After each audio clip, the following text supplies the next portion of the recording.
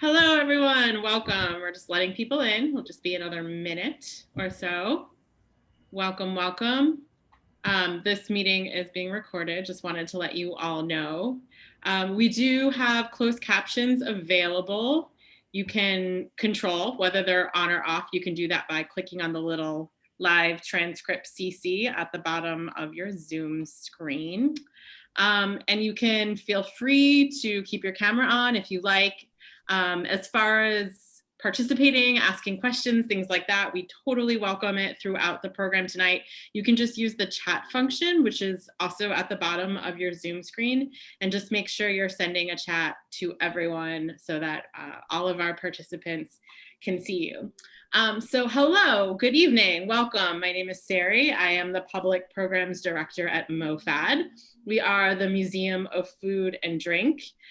This is a virtual program, as you know. We have been doing many virtual programs for over a year now, so we're very excited to be able to welcome you all virtually. I know some of you are coming in from all over, not just New York, and it's just been really exciting to connect with people from so many different places. So we really appreciate you being part of our now extended community.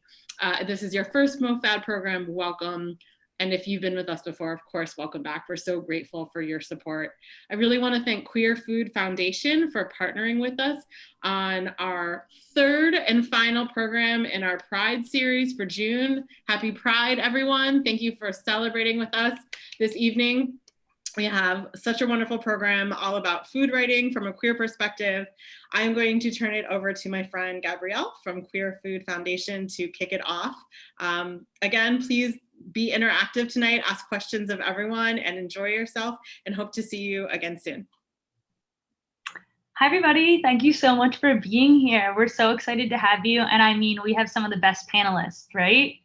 So I'm just going to ask you if you feel comfortable to drop your name and your pronouns in the chat below. We want to keep this as interactive as possible. If you have any questions, like Sari said, continue to drop them below. We'll have moderators. And yeah, we hope to get to all your questions. So without any further ado, I'm going to tell you a little bit about QFF, and then I'm going to introduce our panelists.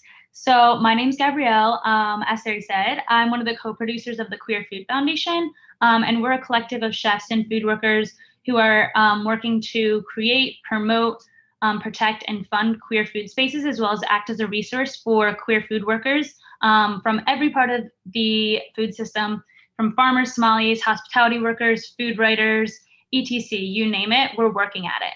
So yeah, get involved. Follow us on Instagram, Queer Food Foundation. And yeah, I'm so excited to introduce our panelists today. So we have Quin. Some of you might know them as Butter Be Ready. Reneice, who used to do Auto Straddle's Femme Brûlée, and I'm sure they will talk about that some more. And then we have Elazar, staff writer at Eater, and who used to work at Serious Eats. So I'm just going to have everybody, the three panelists, say their pronouns and a little bit about their expertise before we dive into the questions. All right, I'll go first. Yeah, have at it. Hey everybody, my name is Quin, pronouns she, her, hers, and I am a recipe developer, food photographer, just overall food celebrator, creating recipes in hopes to inspire home cooks all over the world. And yeah, just sharing my kitchen adventures on my online blog. Well, my name is Elazar. I have to just say while we are in this space that I am a longtime Butter Be Ready fan. So I'm having my little moment being in this virtual room with you. Yeah, my name's Elazar, he, him, his. I am a cookbook writer, a food journalist. I worked in restaurant kitchens once upon a time. Now I am a staff writer on the news team at Eater's national site. And yeah, that is sort of where I am situated in the food world right now. Hello, everyone. I am Reneice Charles. My pronouns are she, her. And as mentioned, I'm the creator of Femme Brûlée that was formerly on Auto Straddle. And currently I'm working on starting that as my own personal blog and also writing a couple of cookbooks. And I'm a home taught food photographer, recipe writer, just home chef, and I'm excited to be here. Awesome. Well, thank you so much. We're going to dive right into it. And yeah, so my first question is, and again, if anybody has questions, drop them in the chat. I'll make sure to ask them. But my first question is, what sparked your interest in writing? What was that like aha moment, or like, I really want to get into writing? And anyone can start. I guess for me, what prompted my, introduction into the writing world was, as far as recipe development is concerned, is definitely not really seeing a whole lot of, especially in the queer space, not seeing a whole lot of queer foodies, if you will. I felt like the space was primarily dominated by, certain groups, and I enjoyed, or rather when I first started sharing, people, I think enjoyed seeing the difference in like the things that I was sharing and me kind of putting myself out there and the things I was writing about when I first started my blog. And really just kind of like a quench for the diversity and like the change of writing and storytelling through the vessel of food. Awesome. And so do you want to tell us a little bit about Butter Be Ready? On Instagram, I see that you have 46,000 followers, which is a huge following. Congratulations. And then on your website, you have resources for people who are looking to get into food writing, as well as a plethora of recipes. Did you want to tell us how you started that? How I started my blog? Yeah, I started my blog in 2016. And really, to be truthfully honest, my blog was started just as I was kind of going through a breakup at the time, and I needed something to distract myself, and I loved cooking. And people just kind of asked, where's the recipe for this? Where's the recipe for that? So my blog was kind of created as a distraction, if you will. But yeah, started in 2016 and kind of just kicked it off as just a hobby. And then over the years, it's taken off tremendously. I think last year when there was a lot of racial tension going on, it's kind of pushed me. You mentioned the 46,000. Last year, I was nowhere near 46,000. So Butter Be Ready has grown into this huge, just like home cooks, just loving to me sharing my adventures and people kind of joining in on the adventures and following my weird, quirky, queer self. And it's become my baby. So definitely excited to continue still doing recipes and really just, I don't know, connecting with it. I always find food to be this huge connector that kind of connects us all, no matter what walk of life you come from, your background. Food is a vessel that everybody shares this commonality around. So I think that it's become this huge thing that's just like an online virtual community, if you will, that centers and fosters just goodness and sharing food and adventures and life in general. Awesome. Yeah, thank you so much for that. Elazar, Reneice, how about y'all? What was that aha moment? Yeah, well, for me, it was sort of almost the opposite of an aha moment. Like, I did not grow up with any interest in writing, to be totally honest. I was not someone who wrote like in school academically. I was not someone who journaled. I was not someone who kept track of my thoughts in that way, like through the written word. I actually thought I was going to be a chef. And so in high school, I started working in restaurants. I wasn't out yet, and I was still sort of struggling to imagine ever being like an openly out gay man in the world. I really couldn't picture that, which I think is part of being in the closet. And I worked in really accepting, in most ways, kitchens. Like, I felt welcome, but there was a way in which just the language that people used in the kitchens, just the general energy of them, the sort of intense masculinity, I had a lot of trouble when I first started working in these environments, like picturing a future working in restaurants. And so I think for me, writing was almost sort of like a mechanism to find a way, another way into food, because I felt really stuck and I felt like there wasn't a future that I could envision for myself. So I stopped working in restaurants in my senior year of high school, still before I had come out, and I decided to write a cookbook, which was too ambitious, and it was quite a lot of a process. It still stresses me out thinking about how that came together, but it did come together. And it was really, the book was called Flavors of Oakland, and I grew up in Oakland, California.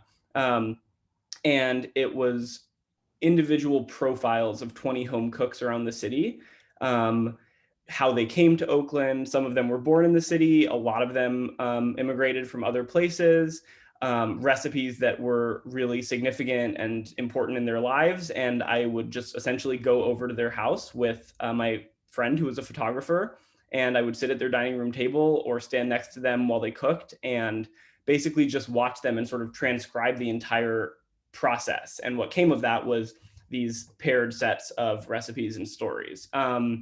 And so that was sort of my entry point into writing. And that was an aha moment for me, because the aha was, oh, I can do something where I do feel like I have this autonomy. I do feel that I can kind of create my own future doing this, but I'm still in the kitchen. Like I never wanted to be like a lifestyle writer. I had no interest in writing about like, not that there's anything wrong with this kind of writing. I find it really interesting, but like, I didn't want to write about fashion. I didn't want to write about design. I didn't want to write poetry. I didn't want to do academic writing. Like, I think there are a lot of jokes about how journalists are just often people who like couldn't, find success as authors or as like whatever it might be. That was not at all my experience. Like, this is what I wanted to do because I wanted to be telling people's stories, and I also wanted to be in the kitchen. Like, I always want to be in the kitchen. So a lot has changed since then, but I will say that like my aha moment was probably realizing that I could find a space that felt like I could really be celebrated, like in my fullest, queerest self, and I could also be cooking. Thank you. Reneice, it seems like you do it all. You're a freelance writer, recipe developer, model, life coach. Can you tell us a little bit about what got you into writing and like your aha moment? Yeah, of course. So writing specifically and generally was something that I always loved. I was a very, very kind of minimized person in my childhood, and writing was the way that I lived my internal life and had conversations with myself that I didn't feel safe having out loud. But then in terms of food writing, I'm also was raised by a single mother, and she stopped cooking for us at some point because she had to work so much. And I just really wanted to learn. And I also wanted to preserve my family's history of recipes because we're a Black Southern family. And so I started just watching everybody in the kitchen, trying to write down what was happening, watching a lot of food shows so I could learn a lot more. And then over time, it just progressed more and more to starting to write my own recipes and come up with my own versions of things. And it just really became a way that I too kind of reclaimed myself and learned to understand who I was and where I came from and where I wanted to go. And so then I started working at Autostraddle, not to do food writing at all for completely different reasons. And then they had this opening of needing more food content, and I just jumped at it because I said, oh yeah, I can do that. I've been doing that on my own for so long, excuse me. And from there, it just bloomed, and I did it for years and learned on the job and got better. And now it's just one of the biggest parts of my life, and I am constantly creating recipes, and it's wonderful. So Yeah, everybody should check it out. There's over 80 recipes on autostraddle.com with the column Femme Brulee. I was just looking at a recipe earlier today, so definitely check it out. Shameless plug for you. Okay, so this question is kind of a loaded question, but it's by no means supposed to be all-encompassing or a definition of anything, because it's constantly changing. But what is queer food to you? What does it mean or embody? I guess, yeah. What is the definition to you of queer food? And anyone can take this to start. I'll start. Wow, that's an interesting question. Big one, right? Yeah. People constantly ask us, right? And then we're supposed to have this singular definition, and it doesn't fit into something like that, right? No. I think for me, like if I would have to put that into something like a category or like a descriptor, I would say just what queer food is to me is food that is unapologetic. Like there's no parameter, like it's all encompassing. It's free from any type of trying to find the word. I guess it's just all encompassing. Like it's unapologetic. It's all walks of life. It's everything. Like there's you can't really fit it into any box or I guess type of cuisine is I guess the word I'm looking for. It's just free. Sorry. I think that I think part of what I have found so freeing, like as a person about the label of queerness, is that it really like resists definition. And I think that that's always what kind of cracks me up when people, not you, but like out in the world, when people ask me sort of like, well, what is queer food? Because I always say that I write about queer food, or like, you know, queer restaurants. And what I love about that writing and meeting these people and trying to tell their stories is that like queer food also resists definition, right? Like I think what queer food is has also changed as our sort of general understanding of queerness has changed. Like what we understand to be queerness now wasn't what it was understood to be 50 years ago. And like the queer community has changed. And I think that for me now, when I think about queer food, what I am really looking at a lot of the time and what I find like most interesting is this idea of like queer hospitality, that a lot of people, whether it's creating these online communities that feel safe and welcoming, or whether it's creating restaurants in communities that don't have queer bars or community centers, is this sense that like queer people everywhere are taking the reins, and they're doing that through food. And again, like it is very nebulous. I can't really put a pin like on it beyond that, but just to say that it's like when you see it, when you read it, when you eat it, like, you know, like it's very gay, it's very queer, like, and you just know, and it's changing. And what we understand to be queer food now might be very different than if we had this conversation 10 years from now. Definitely. Yeah, I agree with everything that Quin and Elazar just said. And I tend to think of queer food personally as just food that sustains the queer community. And I think of the food that is brought to and passed out at protests and pride events, and the food that is brought to people after gender affirming surgeries, and the food that is served at the bars and restaurants that support our community, just everything that really keeps us here and fed and thriving. And it is very nebulous and it changes over time.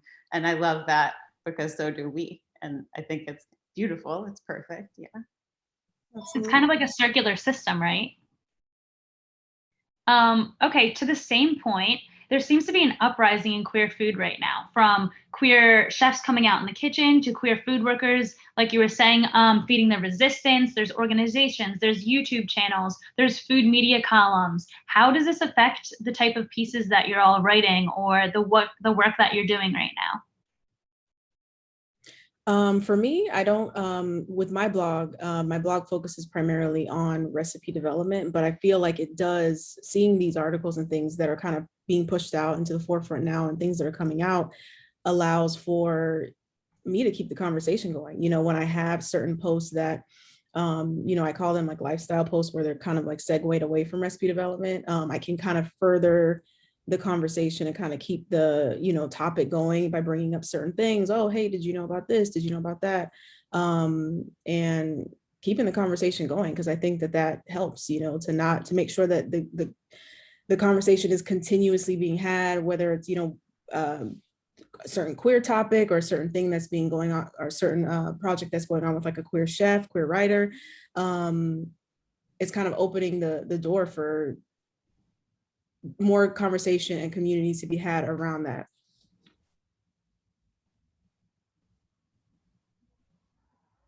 I really like that this is happening, and that more people are starting to talk about all of these different things that are going on within their food writing. And I know that that's something that I got pushback for a lot at first when I started, but you know, as a Black queer woman, it is very much my healing and my process to use food and my experience of it to talk about whatever is happening in the world and how that affects me. And I think that more writers should absolutely have room to do that. So it feels to me like just a wonderful and exciting arena to see that happening more often. Yeah, I feel like I totally agree. And I feel like so much is happening at once. Like, just as we were talking about the fact that queer food is hard to identify, like, I think it's also sometimes overwhelming to understand how much is happening for sort of like the queer food movement all at once. It's fabulous. It's the good kind of overwhelming, where I think that one thing that's happening is writers, like young and old queer writers alike, are seeing that they now have an opportunity to share stories in a way that honestly, even like 5 years ago didn't really feel that welcome, or if it was welcome, it was still sort of a push to explain why you wanted to tell that story. I think in tandem with that happening, there are some really fantastic writers who are doing the work of recontextualizing like iconic figures and restaurants throughout history as queer like locations and figures. And I'm thinking of like Mayuk Sen and John Birdsall and these writers who are revisiting restaurants like Zuni in San Francisco, and saying like, hey, yeah, this is a really popular restaurant that everyone loves now, but like this was a central organizing site during the AIDS epidemic. Like there was all of this happening in the restaurant. Like this was a queer space. And I think that what's so beautiful about being a writer, being a recipe developer, just being a queer person who eats right now, honestly, is that we can experience all of that. Like we get to sort of create and absorb the future, but we also have an opportunity to look back and understand things sort of in a new way, that they were being, honestly, that they were being intentionally obscured at the time, and that history was sort of taken or erased, and that now in a lot of ways it exists again, and we can sort of enjoy that. Yeah, that's a great point. So when we're talking about writing, how do you feel like your queer identities and your other identities show up? Or how do you incorporate it into what you're going to be writing about? I think for me, being a recipe developer or blogger, I just show up as myself. And I think that's one thing that people gravitate towards, is that I'm authentically myself. I've always been myself from day one. And I know I get a lot of messages personally from other Black queer folks or masculine presenting lesbians that are like, wow, like you are kind of like a unicorn, Quin, you know? And I'm like, I'm just myself. But for them, I guess because there aren't a lot of people that look like me in the space that I'm in, that it's refreshing to see. And I just think it's important personally to just be yourself. And I show up as myself, unapologetically queer, Black, masculine presenting, and you're gonna take it or you're gonna keep it moving. And that's just the motto that I live by, to be blunt. Yeah, no, I think that's great. I was going to say basically the same thing, is showing up authentically and as myself is very much the way that I've done it. And I know that people who reached out to me and been like, wow, I love that you're so openly fat positive in your recipes and are somebody that is able to bring food and your body together in a happy way, and to talk about partners of all kinds of genders or whoever you're cooking for, and not just one specific type. And it opens doors to so many people, as long as you are just yourself and you're honest about who you are and what you do. I feel like for me, it's really kind of lovely and healing to hear you both saying this now, because I think I am sort of, as a writer, experiencing kind of like a second coming out. When I first came out in like early college, which is not that removed from now for me, I really only wrote about queerness and food. I think that was my way of sort of identifying myself, and my way of understanding my own identity was that all food writing for me was queer food writing. Like if it wasn't queer, I wasn't really interested. And so if I look back at sort of like the chronology of my stories, there was a year during which they were all pretty much about queer people, and about like queer restaurants. And then as I sort of, you know, unintentionally in a lot of ways assimilated into sort of straight culture, by which I mean really just becoming, I think, more comfortable in my gayness. But something that I unintentionally did is I think I sort of pushed that prioritization out of my mind. And so there was honestly a long time where like I was still a gay person writing about food, but I wasn't thinking that intentionally about like, how does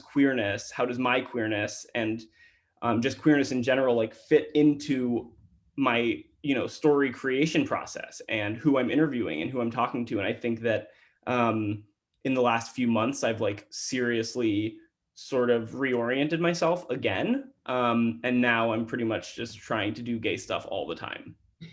And honestly, I have to say, like, it is probably, I won't swear on this Zoom, but it is incredibly freeing. It feels powerful. And even in a really mainstream food media world, I love my employer. They really let me do anything, but it still feels like a small act of resistance because I know so many people still don't want to read that stuff. And it brings me a lot of pleasure, honestly. Yeah, to your point, that's a really good point. Can we talk a little bit about if any of you have received any pushback for being too unapologetically queer? Because like living anywhere along the LGBTQI2I plus spectrum is a radical act in itself, right? Yeah. So I've never received any feedback on the queer end of things. I will say that I'm also somebody that talks very frequently about racial issues. I'd say if anything I receive pushback for, or, you know, people kind of like giving me the side eye, would be that more so than being queer. Like, hey, you know, can you, is it possible, like I've had campaigns and brands say, you know, hey, we would like you to do a little less activism, and I'm like, hey, no, so you can keep it moving. So yeah, not in the queer sense, but in more so like the activism spectrum of things. Yeah, and I guess just ways that you've combated that too. So yeah, for me, I mean, again, like I just live everything that I do unapologetically. So if I find somebody that's kind of like, or if I'm working with somebody and they're kind of, you know, I'm feeling like they're pushing me to not be myself, I just don't take on any work with them. I don't, you know, luckily I feel privileged in a position where I don't have to work with somebody if I don't want to. So for me, it's like if I feel like our values don't align at the end of the day, I don't see any type of way I'm going to collaborate with a brand or with another blogger or anything like that. So it's just one and done. Awesome. I've also had pushback across many different arenas. Definitely racially, it comes up often. And in terms of people asking if recipes can be cleaned up or catered to a certain diet type. And it just, honestly, my pushback, I didn't push back very hard. I just got to a point where I thought, I'm going to try to figure out how to do this for myself. And I pulled back on trying to pitch and trying to do those things because I didn't want to be boxed in that way. And also my start, it was in a very, very open, radical, liberal space. And so it was difficult to kind of go through different arenas and see how people wanted to change so much. So I'm honestly excited to hear what Elazar has been saying and, you know, learn that that's typical and that it's something that's difficult to work through. Yeah. Yeah, I think for me, honestly, a lot of the pushback was sort of internal. I was really afraid of being sort of typecast as like a gay writer when I was really only writing about queer issues. Personally, as a white gay man, I never received much sort of like interpersonal pushback. I think I was just in like an enormous position of privilege to sort of avoid most of that with editors. With readers, I mean, I deleted my Twitter and my Instagram is not really about my writing so much as just like me being a mess on the internet. So it's hard, I think, for the kinds of people that would be pushing back to like find me, honestly, which I love. But like if I check the Facebook or the Twitter response to any story I write that has anything to do with queerness, I would say half the reactions are people saying this doesn't have anything to do with food. And like, why are you bringing this into the kitchen? And I'm like, well, if you read the story, you would understand, but you're not going to do that. So I think that that's a form of pushback, but I think that like, I will just say working for a publication that really like readily publishes all of my work, it's really nice to know that like on the sort of structural side, like I have never received anything like, oh, well, people think that this is too queer and you should keep it out of the kitchen. Like that is not how stories are being created. And I think those people just need to go somewhere else if they're looking for food content. Yeah. Awesome. Thank you for that. Okay, I'm going to ask you one final question before we start moving into the workshop portion, which I know everyone is super excited about. So what do you hope to see in the future with queer food writing, and or what is something that keeps you grounded when you are days that you might be overwhelmed? Or like, go ahead. Yeah, for me, I feel like, wow, one of the things I I think, honestly, like, I feel like a lot of queer writers, queer chefs are coming to the forefront. We're starting to see more stories, read more stories. And I think that it needs to keep happening. I feel like there was a point years ago, I think Elazar said something earlier in reference to it, but there was a point where it was taboo and there wasn't a lot of queer stories being told. And it was,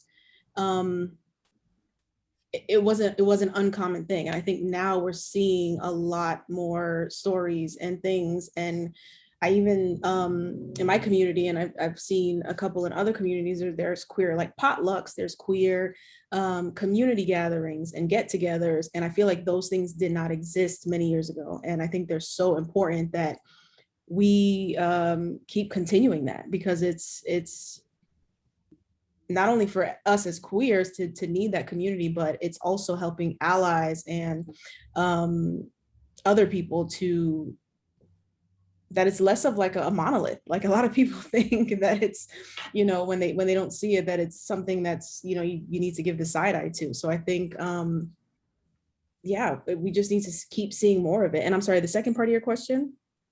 The second part was, what is something that keeps you grounded on days that might feel overwhelming in like the queer world? Because I know there's a lot being rolled back with trans laws and things like that. If there's just something that keeps you grounded in the work that you're doing. Yeah, so and I think to add to that, that what keeps me grounded is seeing other people like me, seeing queer bloggers, queer writers, queer chefs, queer community organizers, queer establishments, queer anything where I can kind of be around my people and feel that sense of community. Because there are many things that are, like you mentioned, the trans legislation, there are things that are, you know, a bit saddening, but I think when you are surrounding yourself with a queer community, it really makes a difference in terms of feeling like you have the support. So I feel like for me, that makes me feel incredibly grounded. Yeah, I mean, Quin's on the money. It's the community. And I see in the chat, actually, someone asked Tolly, I hope I'm pronouncing your name right, about, you know, as things open up again with restrictions, you know, surrounding COVID sort of loosening, like, do we have any insight about how to build and find that community through food? And I think that just to sort of like echo Quin, but also maybe to answer that question a little bit, like that is sort of the heart of why I think most of us like do this work, whatever that work is for us. And I think that honestly, like, I suspect that I find queer food community the same way that most of you would find queer food community, which is just like, I'm on Instagram and I'm like, that restaurant looks kind of gay, or like, oh, there's a little rainbow flag in the corner there. And like, I don't think it's that different than throughout, you know, time, how queer people have sort of just like spotted other queer people. And I think that in some ways it's easier now, in some ways it's maybe more complicated because there is sort of more assimilation into like straight culture. But I do still think that like there are a lot of restaurants now that are at least in major cities that are pretty like explicit in their queerness. And I think, you know, you frequent those restaurants, you DM the chef on Instagram to see if they have any like private events or pop-ups. Like, you sort of just follow them when they are hosting those kinds of events. You go and you meet people. And I mean, the queers, we show up. Like, if there's food, we show up. So that is how I've done it. It's not neat. And I haven't like met my whole community all at once. I mean, Quin is someone who I've been just like online friends with for, I don't know, like 4 years now. And it's literally just us finding each other through our queerness on the internet and being like, this is nice. We should keep doing this. Yes, agreed. Everything you both said is what I was thinking. So you're making this easy for me. But I want this to happen more often. Panels like this and events that people can come together to, restaurants being promoted, all of these spaces speaking out more and giving more space for connection is what I hope will happen and continue to happen, and let this grow. And right, as Quin said, let everyone know that we're not a monolith and that people are doing this and want to see and want to hear what's going on. And that is honestly what sustains me on the more difficult days, is knowing that even though at times it might feel very lonely, I'm not alone. There are so many incredible people doing this work and wanting to find each other. And this is how we sustain and how we get through and how our ancestors did it, and we just keep working and moving on.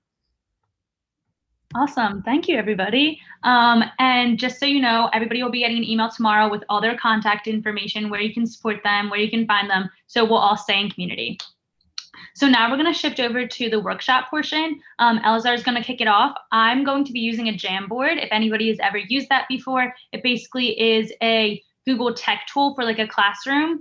And so I will just be writing some of the things that Elazar is saying, and we can share this with you later in case you want to reference it. So Elazar, the stage is all you. Okay, perfect. Gabrielle, apologies in advance because my brain is just like a big Etch-a-Sketch. I'm going to try to think linearly.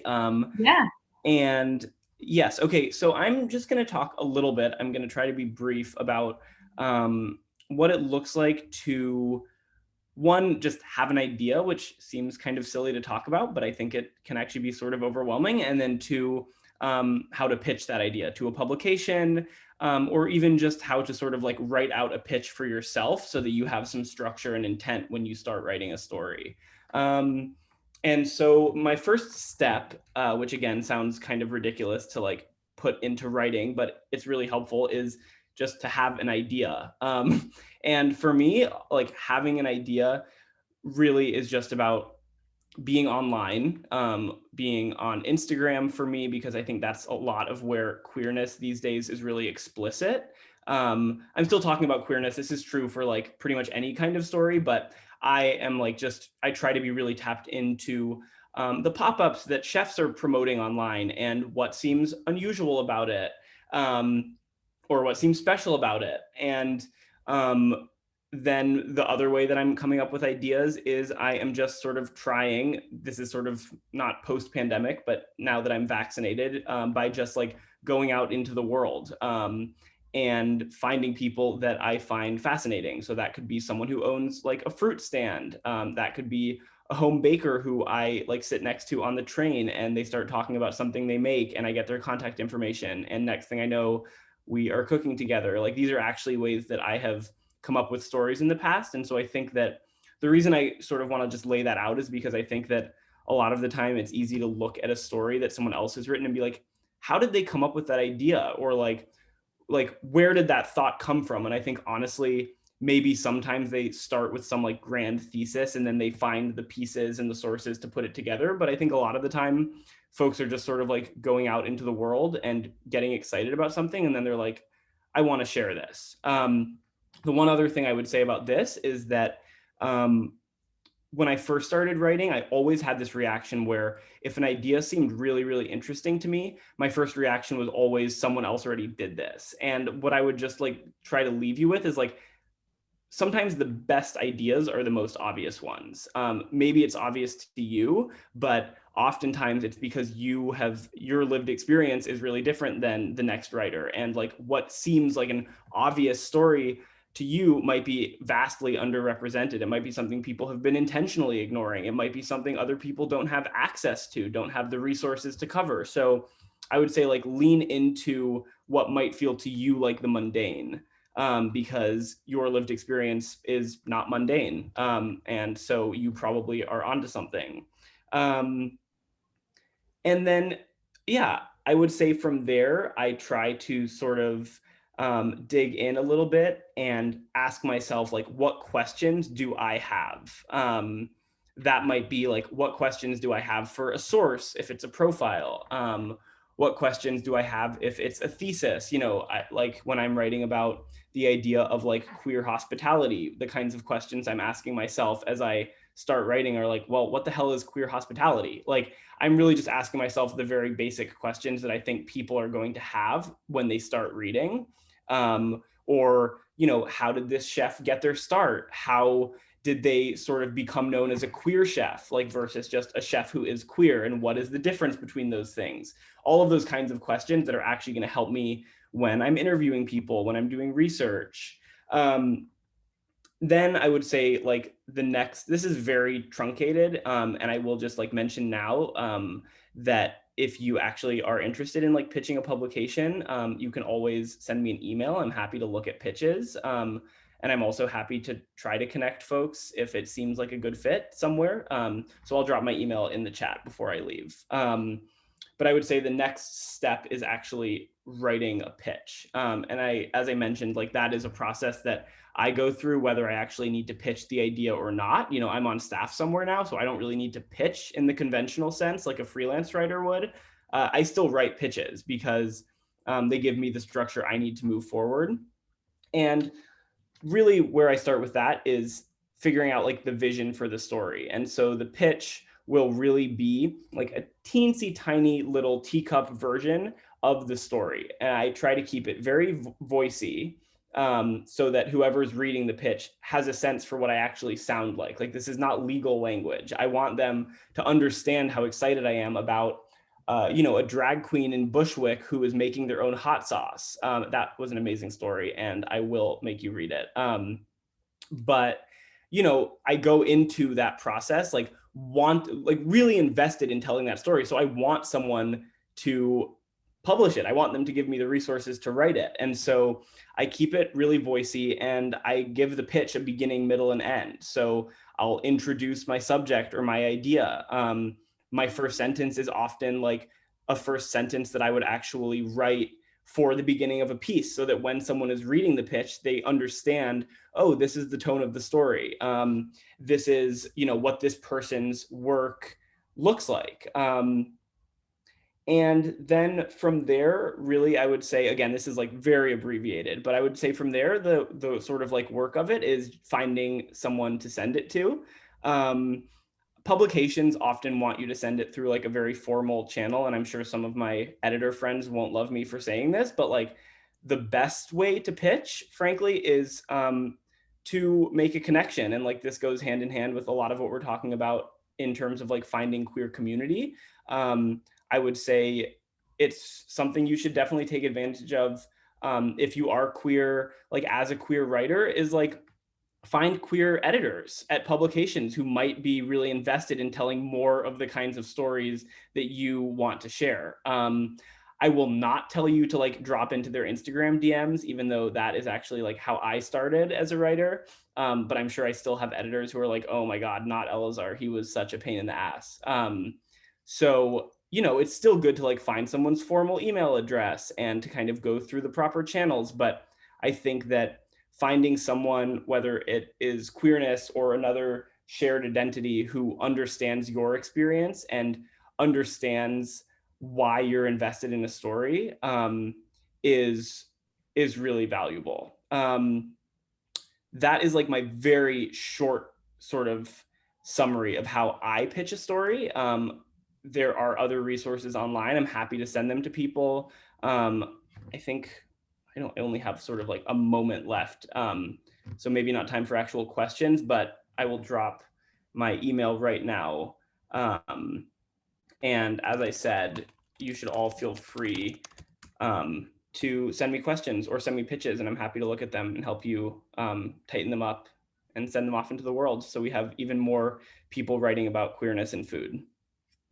Thank you, Elazar. I guess one question I have before we get into Quin and Reneice's talking about recipe development, is there anything you need to have for it to be a pitch? You mentioned a beginning, a middle, and end, but is there any like 3 elements you need to have when you are about to like pitch Eater, pitch Serious Eats, or if I want to pitch the New York Times, like, is there anything we should have in that pitch?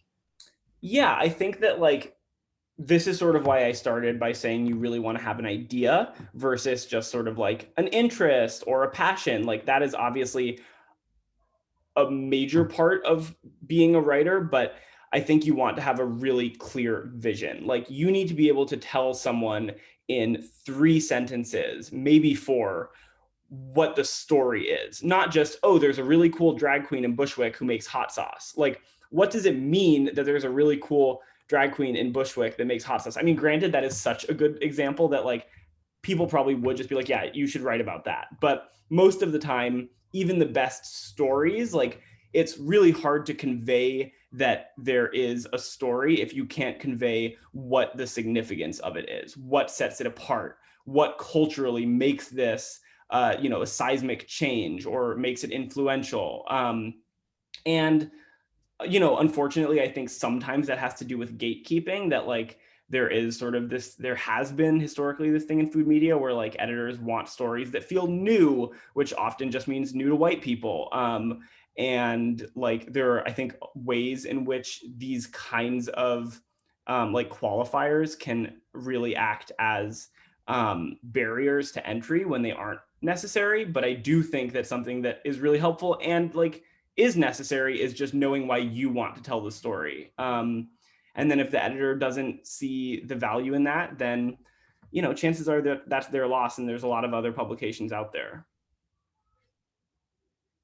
Awesome. Thank you so much for that. And again, at the end of this workshop, everybody will have access to the Jamboard so they can reference it later. So we'll have all this information down.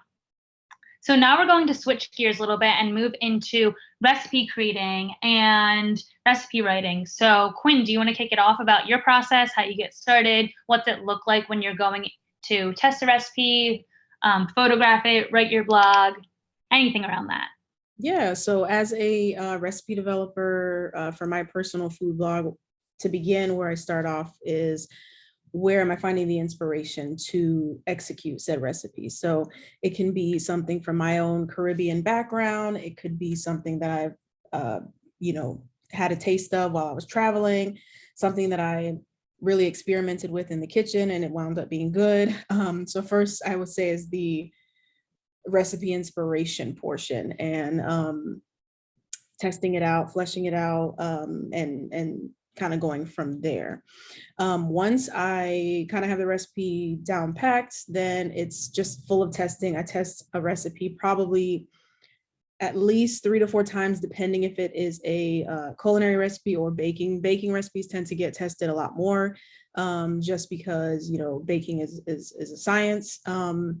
So yeah, it goes into testing. And then from there, one note I wanted to add is for the first part, the inspiration portion, I will say that I'll add to that is, it depends on the cuisine, excuse me, of the recipe.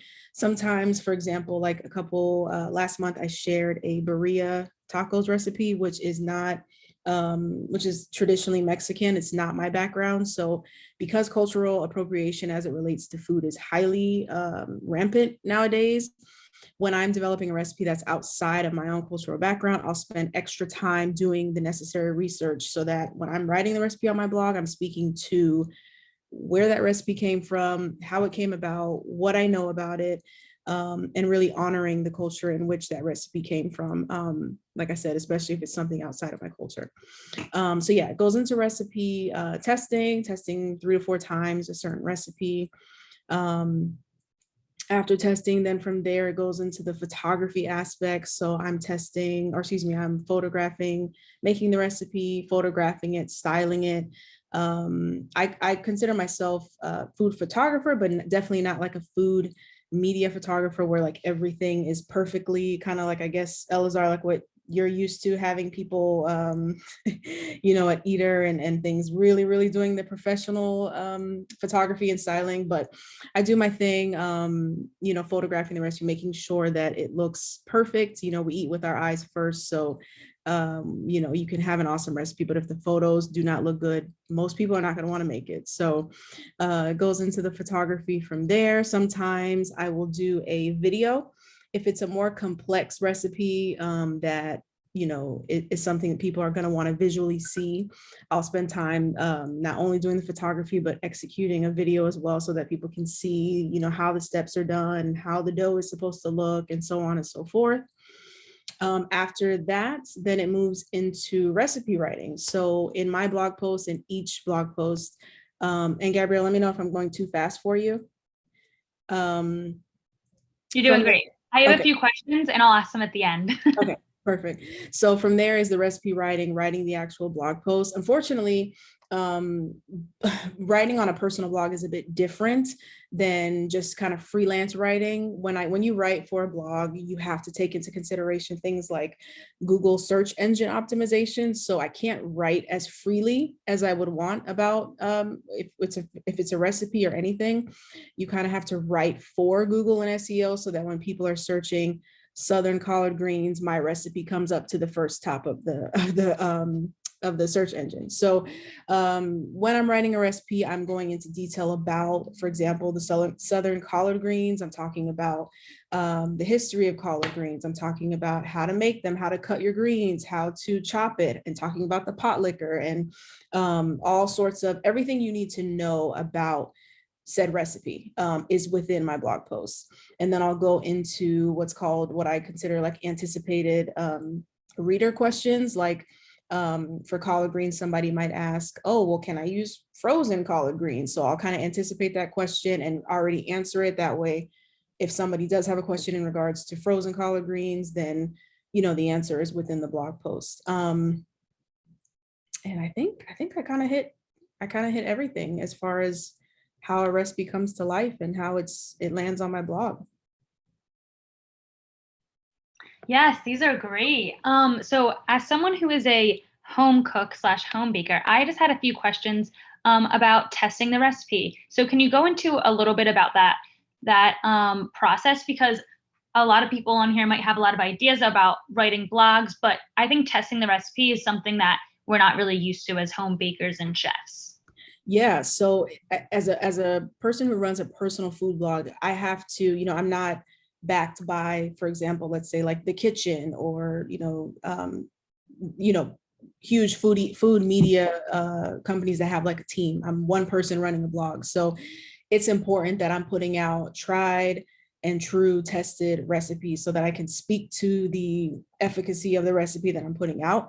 Otherwise, you know, you're going to get slammed with tons of comments like, hey, I made your lemon cake and it's soggy or it's dry, you know. So making sure that I'm putting out a well-tested recipe, testing it 3 to 4 times, sometimes even more than that, is super important because it speaks to my quality as a home cook and recipe developer, and it speaks to whether or not, you know, somebody's going to want to come back to my site if my recipes are tried and true and they're tested, and people know that, okay, when I make one of Quin's recipes, they come out bomb because she's yet to let me down.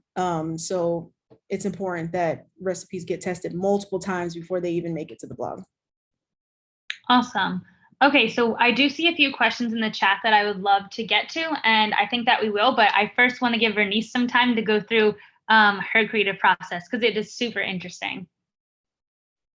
Yeah, for sure. So I also start with inspiration, of course, and my recipe muse loves it when I'm distracted. Things never really come to me when I'm ready in the kitchen, so I always have notebooks with me, tiny books, so that when I'm out at restaurants or in the grocery store in the middle of a conversation, dreaming, whatever, I can just roll over and write down what came to me. And I used to have a really hard time at this point with overthinking, well, people have already done that before, and there's millions of recipes for chocolate chip cookies. And so had to learn to move past that. I really liked what Elazar said earlier about sometimes the most obvious idea is the best one. That is very true. And so I will write down my thoughts, and then I go to my list when I'm ready to be in the kitchen, and I say, okay, which one of these do I want to try out today? And I always do a test of a recipe before I do any research, just so I can make sure that I'm doing it my way, and see what goes right and what doesn't, and if I like it. And so I'll do 1 to 2 tests just with my own knowledge and understanding and see how that goes. And then if there's anything that I want to know more about, like, well, maybe the chemical reaction between these ingredients isn't going well, or what could I possibly do to elevate this, then that's when I'll try to start looking into research. And so I do that after a couple tests. And I have a few cookbooks that I reference that really talk about baking science and how to get more in depth about that. And so I will go to those resources and I'll sit down with the recipe I've already created and then see if I can come up with a few tweaks. And then I go back and test, usually 2 more times. And so like Quin said, testing is very important because you want people to trust your work and your food and know that you're not going to lead them astray when they get to the kitchen. And yeah, so again, that's really important. After I test, I tend to get other people's opinions before I publish the recipe. And almost always that goes well, but I do have people taste test my food along the way. And then when I make my last version is when I do my photography. I'm very, very simple with my photography. I don't do a lot of styling. I just see what looks good to me. And I use a lot of natural light because that's my favorite. And I do the writing last. And my writing is very, very personal. And so that's the part that I enjoy just pulling myself into. And I also laugh a lot when people complain about the stories before recipes being too long. And I think a lot of people don't realize that you're actually not able to copyright ingredient lists and recipes themselves. And so that is why food writers need to be effusive and to be personal and write their own stories. And that's one of my favorite parts. And I just think you just make it personal. And like we said, show up as yourself. Why is this the recipe that came to you? How did it come to you? What does it mean to you? How did you feel when you ate it? Like, what did the people that you shared it with say? And how can you pull community into this recipe? And then that's when I go and put it on the internet or wherever it's going. So it's a pretty similar process. And that is what works for me. And also just on the times that recipes don't work, you have to accept that that happens. Not every recipe is going to be perfect.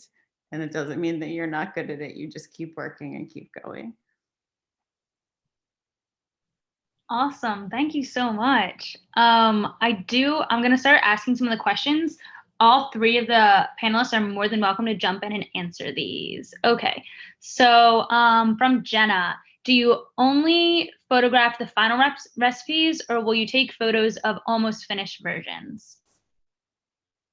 For me, I take, I call them process shots. So like, for example, yesterday I just shot some lamb chops. So I'll take a shot of the raw lamb after I cut the lamb, after I season them, because certain recipes, I feel like it's more visually interesting for a reader to see the steps. And then other shots, I'll just do the final version. So I guess it's more so dependent on the actual recipe that I'm writing about. Great. The next question I have is about vlogging for food. How to know when to vlog and when to do still shots. Do you want me to take that one? I guess vlogging is a little bit different than blogging because it's video the entire time. Yeah. I don't have any experience doing any vlogging. Go ahead, Reneice. I was going to say the same thing. So, yeah. I mean, just from being a person on the internet, like my sense is like when it comes to vlogging, more is more. Like, I don't think that people who have gotten really successful vlogging are ever like, maybe that's enough for today. Like, it's a pretty much like overwhelm the airwaves, give people everything kind of mentality. And I think that that's what, I mean, now I'm thinking specifically of TikTok because TikTok has like melted my entire brain into a just bowl of pudding. But I think TikTok is a pretty good example actually of like how food creators have basically like vlogged their way to unimaginable fame in like 6 months. And I think that is pretty much how they've done it, is they just were like, more is more. And it seems that audiences mostly agree that when it comes to like videos of people cooking, you can never have enough. That is not an expert opinion. That's more just like an observation. And also that's how I am. I'm like, yes, I want to see you flip that. And then I want to see you flip it again. And then I want to see you eat it. Yeah. And to like what Quin said, right? Like people eat with their eyes first. So if you can see something in motion, if you can see like that drizzle of like almond butter off a spoon or something like that, you're definitely going to want to eat it rather than just a photo.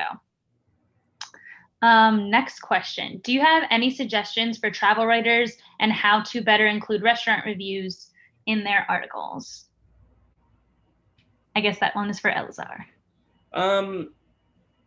Yeah, I mean, my background is not, unfortunately, in travel writing. I would love to be a travel writer in that I would love to be paid to travel all the time.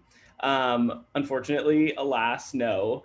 But yeah, I think, I guess like my sort of question would be like, are you actually being sort of like resourced to travel, because it's obviously really expensive to do that work.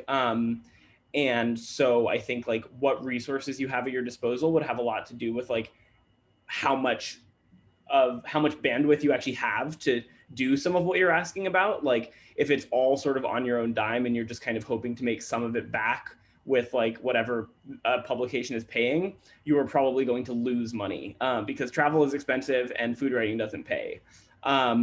If it is resourced, then I would say that probably a lot of that work has to do with doing research on the front end, like way before you actually are on your trip. You are on Instagram, you're on like community boards, you are talking to friends who live in these places, and you're building connections that might be harder to build like in kind of like the spur of the moment. Like if you want to be in a restaurant getting a recipe, if you want that kind of like color and texture in your story, and that feels really crucial, I would find a way to sort of like guarantee that up front, because when you're on the road, especially if there are some kind of language barriers, like it's going to be difficult to just kind of like do that on the fly.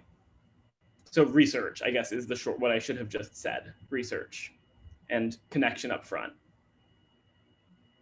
Okay, great. We have 3 questions left. I'm going to kind of combine 2 of them because we're running out of time, but I think they're also really important. So I guess one of them was, how do you go about pitching an idea to a publication when you don't have a lot of experience or backgrounds, or you don't have a lot of anything on your resume, I guess. And then to that point, Elazar, do you know any specific publications? And I'm sure this question maybe you guys can take offline. This is from Luca. Do you know any outlets that are publishing any trans food writers? Yeah, do you want me to answer? I'll answer the first part first. Perfect. Yeah.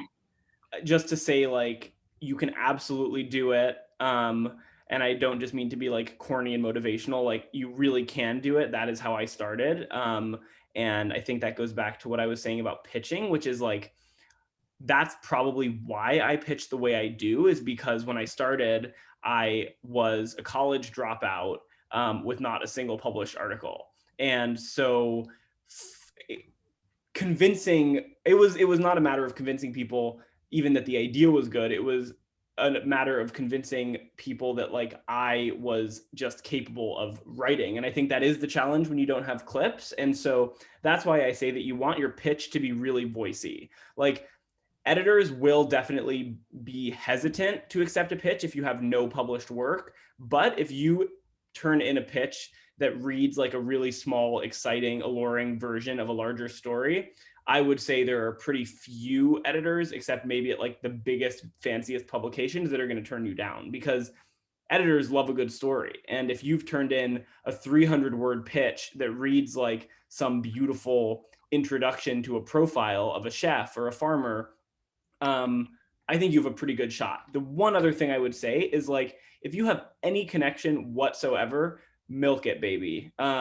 So like, this is not the time to be embarrassed about like reaching out to your aunt's son's cousin's ex-wife who like used to work at Condé Nast. Like, if you can find someone who can send you the email of someone you can send a story idea to, do it. That also makes a really big difference. Awesome. And then this is going to be our final question as a wrap, and I think it's a great one to end on. So what is one thing that you've each done that has significantly improved your writing or recipe development? Yeah, I'll go first. I think for me, what I've done was stop, I guess, assimilating to what I think will be popular and doing what I want to do. In recipe development and writing, it's so easy to want to be on trend and let me make the feta pasta because that's what's trending. And it's like, no, I don't want to do that. I want to write about this, or I want to make this recipe. So I think like staying away from what's trending and what's like popular and sticking to my lane and what I love to do has helped me a lot. Awesome. Thanks, Quin. Reneice? No, I'm thinking, because I already said my main one when I was walking through the recipe writing, which was getting out of my own way during the inspiration phase. That for me was the biggest hurdle to jump through. and how I improved so much faster after I learned to just get inspired and try, and let that be the first thing that you do. So yeah, I would stay with that. I'm gonna just use my minute to answer Luca's question, because I'm realizing I didn't get to that part about outlets that are publishing trans food writers these days. I think I don't obviously like know all of them, but I would say that if you look to some of the smaller, more explicitly queer food publications, that is definitely where you'll find work that is in a lot of ways like explicitly queer, and that's just where I've sort of like focused some of my energy, and so I know that there are more like trans voices there. So like my mind goes like straight to like Put an Egg on It, which is this really old, fabulous queer zine, food zine that is printed on like green paper, and it's super bizarre, and it's been around forever. They are publishing just a lot of queer voices, definitely trans writers and photographers, and I'm happy to send a link to their work. And then more, I think, larger publications, especially during Pride, are like doing some of that work. I wish it was more. I hope that it is more soon. I think part of that is also just like being the one pitching the stories, finding the connections. And my final plug will just be like, I know I've said 10 times now that you should find a connection to help you pitch a story. Like, I'm obviously happy to be that connection. So you don't have to reach out to someone's aunts, uncles, whatever. So find me, and I will try to make something happen.